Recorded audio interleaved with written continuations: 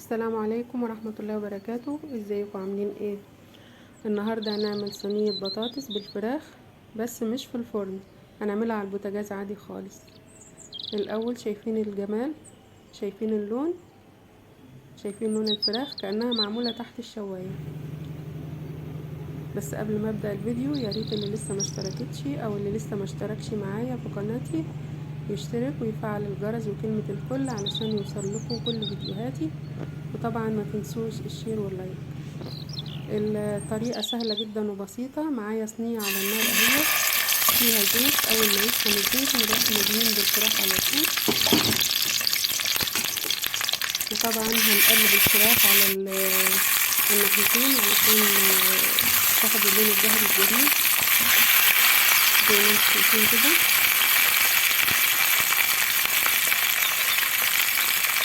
الصينية قدامنا على النار اهي، ما هياش في الفرن ولا حاجة. هنقلب بقى الفراخ على الناحية التانية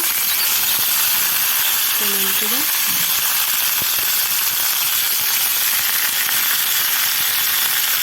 طريقة سهلة وبسيطة ومش متعبة ولا أي حاجة.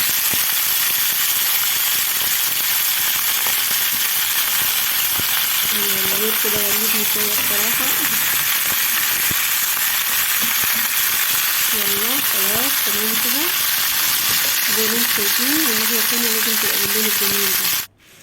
معايا طبعا فلفل أخضر وعصير طماطم وبصل تقطع جوانح أو قطع صغيرة والتوابل.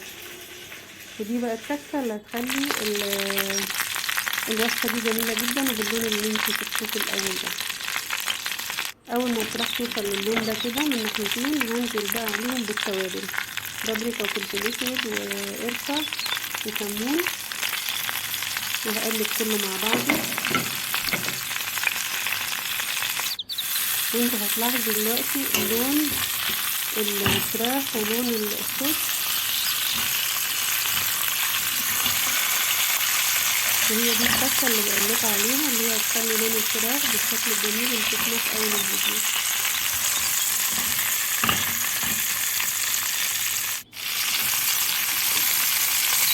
طبعا نقلبها على الناحيتين زي الأول برضو علشان تاخد لون التتبيلة وشوفين الجمال.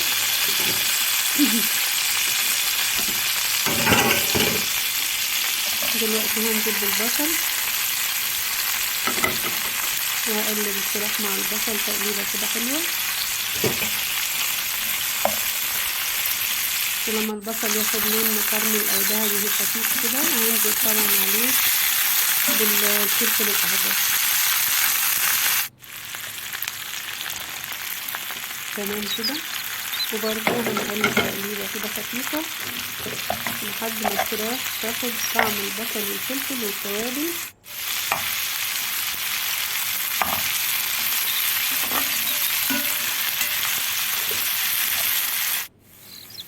بعد كده شلت الفراخ خالص من الصينية، حطيتها في طبق ونزلت بفراخ البطاطس برضو هديها تقليبة في الخلطة الجميلة اللي قدامي دي، لانها بتغير لون البطاطس وبتغير طعمها كمان. وانتوا هتجربوها وقولوا لي رايكم ايه. البطاطس برضو هتاخد اللون الذهبي او الوردي الخفيف كده، وطعم البطاطس وطعم البصل والفلفل. شايفين الجمال. هي 5 دقايق بس بقلب فيها البطاطس. دلوقتي هنزل بالفراخ تاني علشان كله بقى هيكمل سوا مع بعضه على البوتاجاز برضه مش في الفرن ولا حاجة. الوصفة دي كلها يا جماعة على البوتاجاز.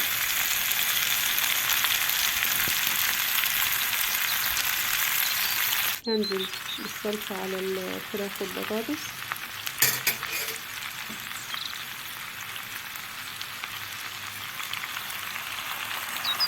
زي ما انتم شايفين، وهزود حبة مية كمان.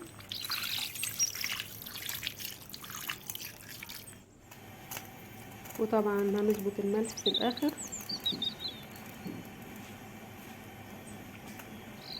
ونغطي الصينية ونسيبها تستوي بقى على النار. بعد ما تغلي ربع ساعة كده اهدي النار.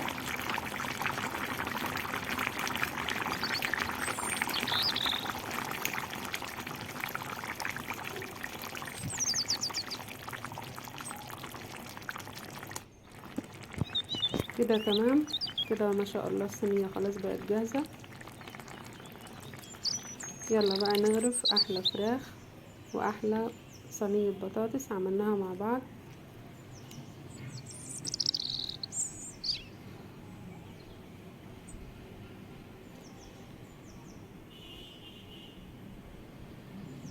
ما تنسوش الشير واللايك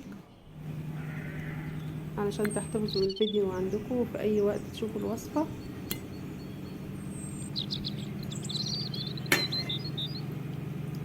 واتمنى وصفتي تكون عجبتكم المرة دي، وان شاء الله نتقابل في وصفة تانية. احلى وسهلة مع صفي ان شاء الله.